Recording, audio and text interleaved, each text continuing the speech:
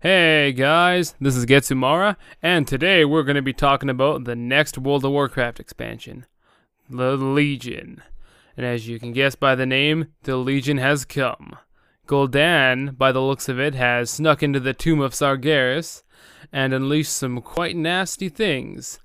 And with that, opened up a giant rift, bringing in the Legion.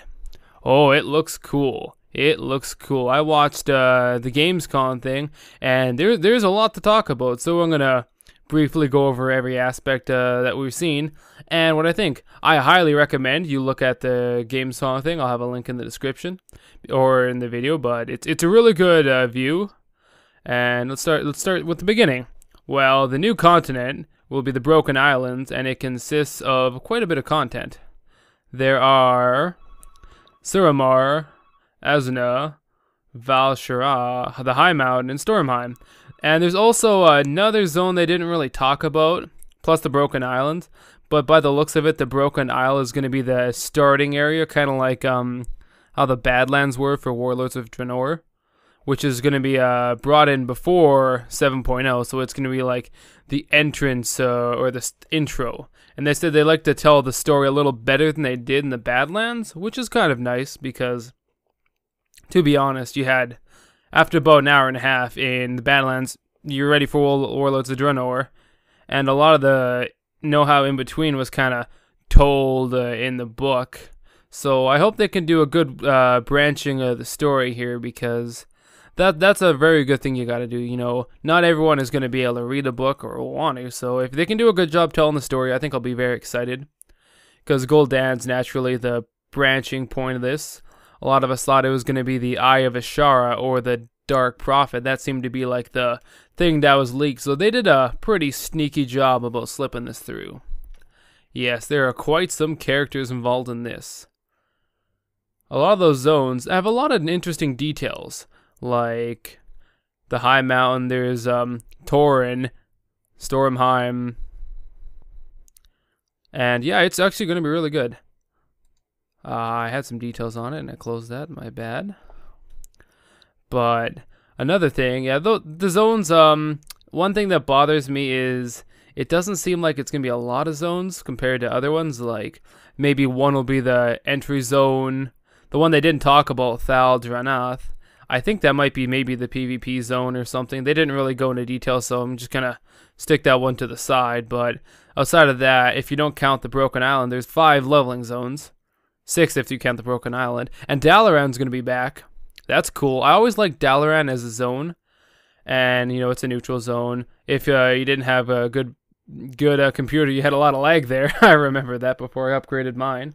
But that should be cool. I hope they do update Dalaran with this expansion. I'm sure they will, because, you know, if it's going to come with them. Apparently Khadgar is running the shots in Dalaran. And they said something about Jaina. So hopefully they go into more context about that, because I think Jaina's character is pretty cool right now. I would like to see what happens with her. I'd rather have her not just kind of shoved out of the picture. That would be a shame. Those are our zones. I'd recommend seeing the video. They go in pretty good details about it. There's a little bit of everything, like Lady Azara is supposed to be there. There's a new race of elves, some new Tauren. There's a really big horn class. Yeah, okay, Azuna is the one where we racing Queen of Ashara, because to stop the Legion, we are going to need Pillars of Creation, which are from the Titans, so the Titans are going to be there, so in every zone we might see some Titan creations where these pillars are, which would be pretty cool. I've always loved the Titans and their lore, and just their structures in the game. They've always been very cool.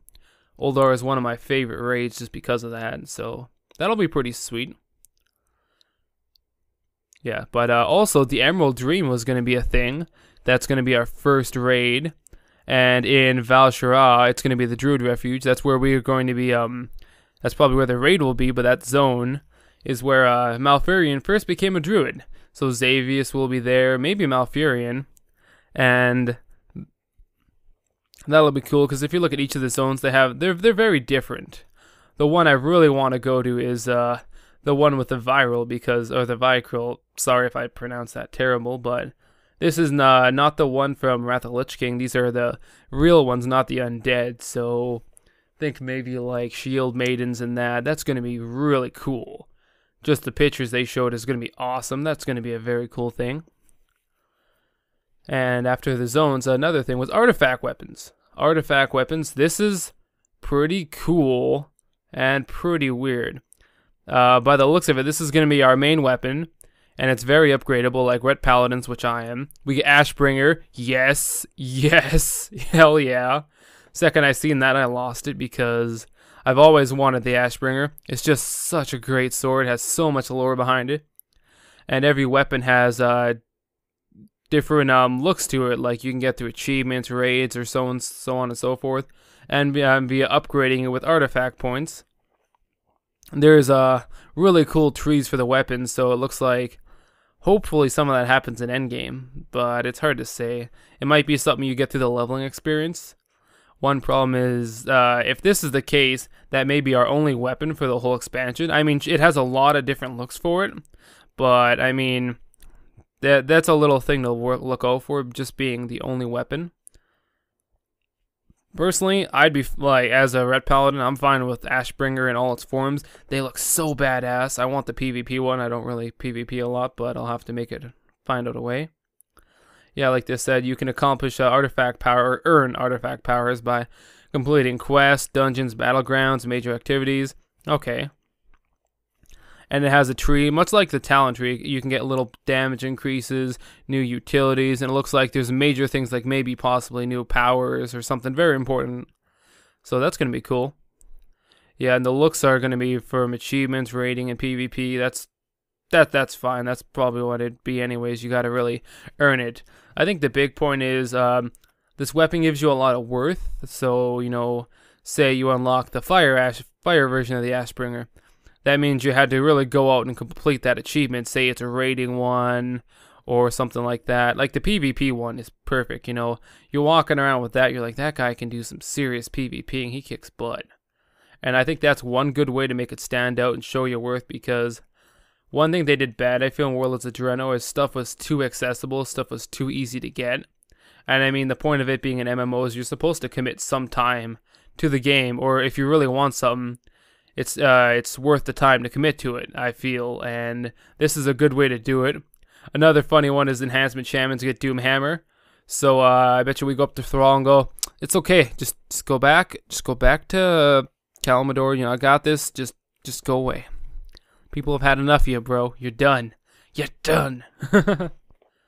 Although they said everyone who's played World of Warcraft will be shocked with what happens. I don't really believe that, but, you know, I'm willing to believe the hype. Like, that means something big, and I mean big, is going to happen. Who knows what? I mean, they're going to do a Q&A Sunday. We'll maybe get a little more details then. Beta is supposed to be happening this year. That's cool. That's cool. But we'll see. I mean, it's hard to jump on the hype train because, you know, Warlords had a huge hype train and it didn't really go too far with that. I liked Warlords. There's stuff I liked, but there's a lot of problems. So, you know, this looks like it has a lot of content. Considering beta's supposed to be this year, they must be pretty deep into development. So I'm pretty excited. Another thing they're adding is class halls or class orders. Like the Paladins would be the Knights of the Silver Hand. The Death Knight one would be more like the Necropolis they had when you were leveling as a Death Knight, where you go to Runeforge. Stuff like that. And it's like a more developed garrison. You'll have less followers, but they'll mean more. You know, some of them might be important lore characters or important paladins you've seen throughout the game. Like, I know they said one that's popped up a few bits going to be there. It should be exciting.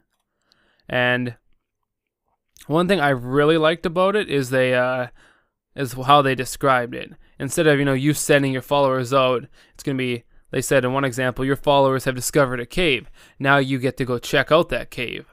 Or your followers do something and you get a bonus for a zone. I think that's a very better way of handling it, because instead of being stuck in your garrison, your class hall is going to help send you out into the world. Which is something that I think is going to be very important, because that was a big problem with garrisons. You know, you could stay in your garrison until raid time, and that was it. but that's good. Another thing is your class hall. So every paladin on your server is going to be in your class hall with you. It's not private. So, but paladins only for Silver Hall. You've got to set up a big sign. You see some Death Knight outside, kick him out. Don't even let him through the doors. He's not allowed in. He's not good enough. He's got to go to wherever he's got to go for his Death Knight stuff. Not welcome there. That's cool though. You'll see it feels a little more lively. You don't see people in Dalaran. You'll see them in your class hall. It'll be excited seeing all your paladins walking around with your Ashbringers and your transmogs. I think that's really cool. I'm mostly talking about paladins because that's the biggest example they used, and well, I'm a paladin, so that's mostly why I want to talk about paladins. Yep, but I like that. Fewer followers. You're not raising an army this time. It's more Knights of the Round Table because the Horde and Alliance are at each other's throats once again. Of course, it is World of Warcraft. What is there without war? So it's up to you to really bring the balance with the class. They'll see you walking around with your Ashbringers. They're reeling you're the Alpha Paladin. Although, just one thing about the Ashbringer, does that mean something's going to happen to Tyrion? Because they say you find it in the Broken Island. And it's like, well, didn't Tyrion have the Ashbringer? Maybe he dies, maybe something happens and he just relinquishes power of it, or maybe it accepts you. Who knows? But that kind of raised a question. There's a lot of potential here, so I wonder if they can make the lore right. Although the artifact weapons have a lot of lore potential, so that should be cool. Another thing are the dungeons. They admitted they did dungeons a real big disservice, which is nice because there wasn't many dungeons in Warlords, and you did them, and then they were done. And I mean, sure, they added mythic dungeons later, but that's just a bit of fluff, I'd say. It's not new content, it's just tweaking the numbers, and I think they would be better off adding new dungeons like in Wrath of Lich King when they added Pit of Saron, and that would have been better. They were harder dungeons, and you needed gear to do them, but I mean, they were rewarding, and they were still kind of a pain in the butt. But they were nice because they were new, and they were challenging. They did say, because it's supposed to be 8 or 9 dungeons, I believe, that they are going to try to make them relevant. So whether they are going to change them over time, make them more difficult, who knows. I'd prefer they just didn't do mythic dungeons and just fluff it. And we're like, yep, now they're harder. Now go do mythic dungeons. Don't worry about it. I just didn't really. I thought mythic dungeons are cool, don't get me wrong, but I mean, they're just absence of potential actual content instead of fluff.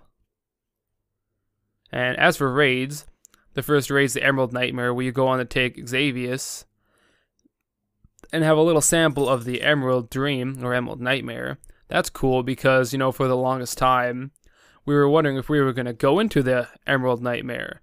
And it was kind of settled in a book, but I guess not. Maybe they're just going to continue on that, which is nice. Because I don't think it'd have enough to be its own expansion, but at least it has a place to pop up here. Like, you have a little bit of everything. You have a little bit of Shara, you have a little bit of the Emerald Dream, but you have the main big bad Legion. Maybe the next expansion with this one would be the South Shore. Maybe Lady Ashara has something to do with this. That'd be good. And the other raid is Suramon Palace, 10 bosses, home of the Nightwell, which are the special race of elves who are back in the Legion. They're a little hungry for mana, or magic. Maybe that's why they're working for the Legion. Kind of got them tricked there. Gul'dan is going to be the big bad. That's where we're going to settle it there. Much like Black Temple, you start off in a catacomb and you work your way up.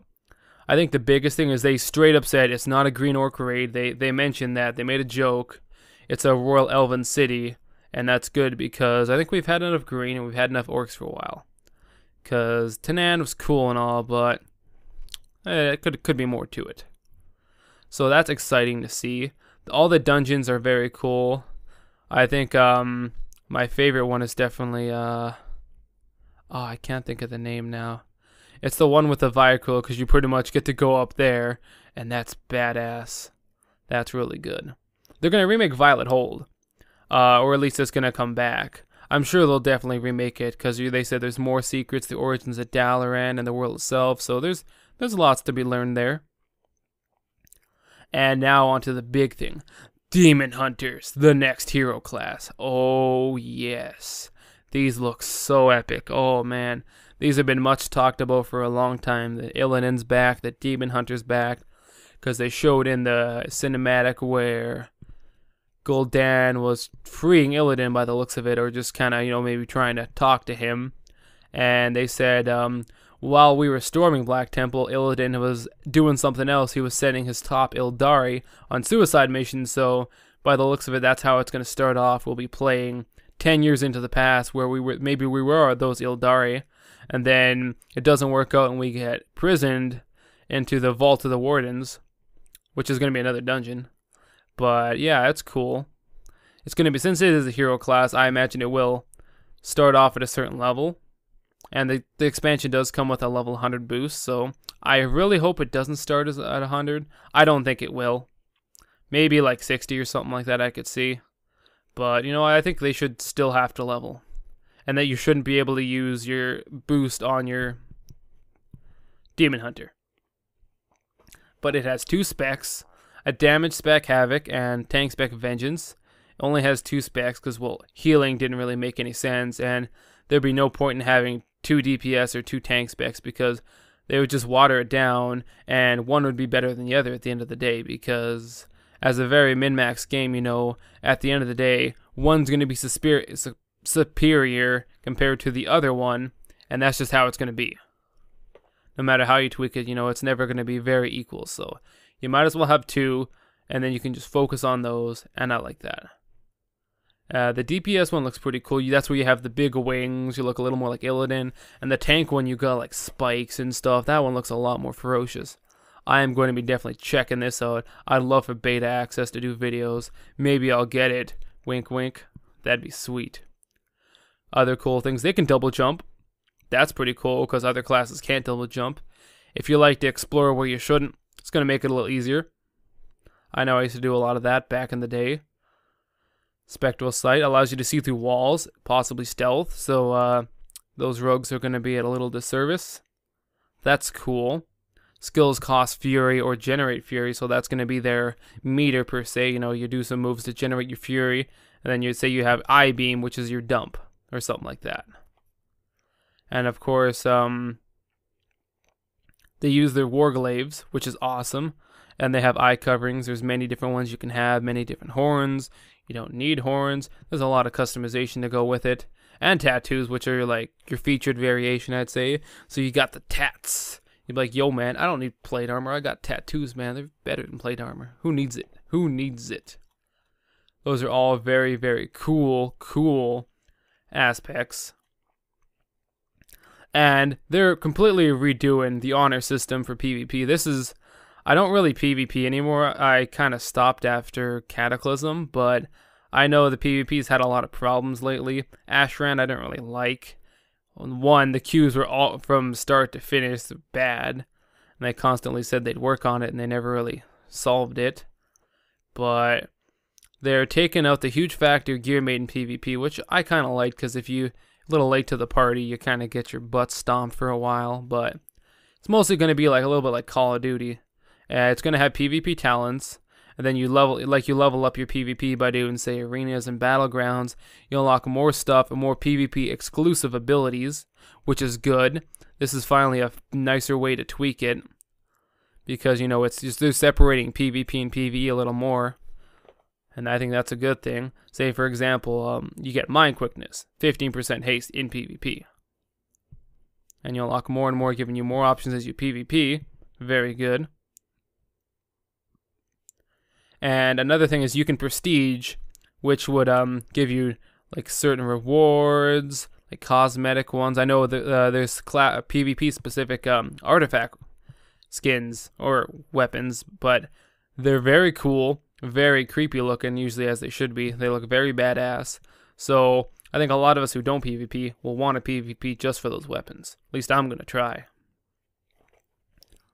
And another thing with the prestige ranks, you get like cosmetic rewards like the weapons, potential mounts. You get the ranks on your unit frames. There's a lot to do. So pretty much there's a lot more to PvP now, a lot more reason. I think that's a good thing. They need a lot of change to do PvP. They had to do something. I'd like them still to announce a new battleground or some sort of zone, because I feel that's still absent from it, and, you know, they still got to add something. Sure, they're overhauling the system, but, I mean, it's been a couple X packs. We need some new zones, you know. I think that would be cool. Overall, this was a very, very good showing off of the expansion. Of course, there's going to be more because we haven't seen the main cinematic. We've only seen a sneak peek of it. So there's a lot of story still to tell. There's a lot more to learn, but I'm stoked. I can't wait for more. I might make more videos on this because it might be more of a weekly thing, just because, you know, I'm a big World of Warcraft player, but, you know, it's something new to the channel. So I would like to see how it goes. I probably will still do it because I'm a big WoW fan. And whenever there's a new expansion results, I get all hyped up and I'm all on the WoW and I got to talk about it.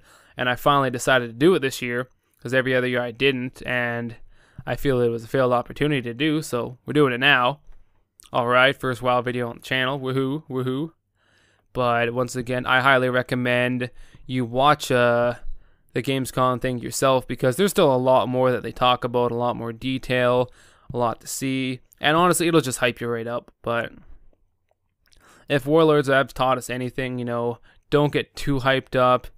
By the looks of it, you know, it's a little more far gone, so we shouldn't see as much content cut out, because if you look at what they show for Warlords and what we actually got, a lot got cut out. So I'm going to try to give them the benefit of the doubt this time. They've burnt a lot of goodwill with I'd say the failure of Warlords, but I mean, I think this big expansion's putting them in the right direction. They're gonna win back some of that goodwill. That's just at least my opinion on it. I mean, some other people might be like, you know, don't buy this till it's released, and you have every right to feel that way because you're kind of burned with Warlords.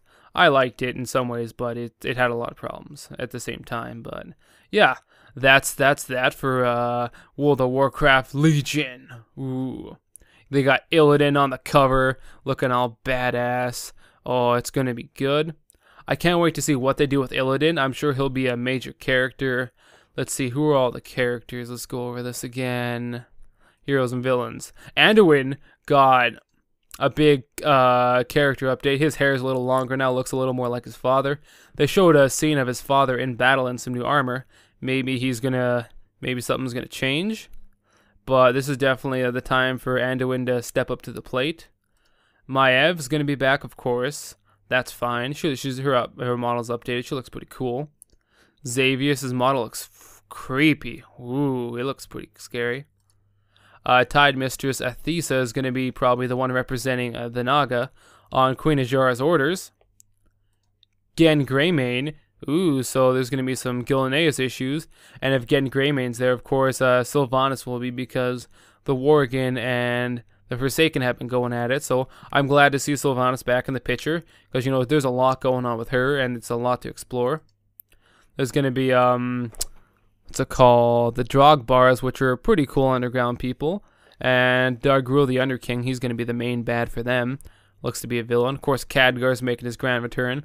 I love what they're doing with Khadgar. I mean, there's a lot of lore missing behind him, but I like Khadgar as he is now, so we'll kind of just look the other way. Gul'dan is, of course, back. But, I mean, we already know enough about Gul'dan. Time travel shizzles aside, I like him as a villain. I think he was a very good villain. Very nice voice actor. And, you know, of course he's going to meet his end in this expansion, but there's still a lot to talk about. Of course, we can't forget good old Illidan. We don't really know what's going on with him, but he'll be present. I'm sure as an ally, of course. But, I mean, who better to sign up than demon hunters to fight demons, right? That's what they're that's their thing. That's what they do. So he'll be a big story character. But it's good. That's going to be my last little bit. I hope you enjoyed this. If you do, I'll be sure to do some more, because I have lots to talk about. Maybe I could do some other kind of content. You know, if you have any ideas, be sure to post them in the comments and we'll go from there. So have a good one, and I'll see you next time. Goodbye.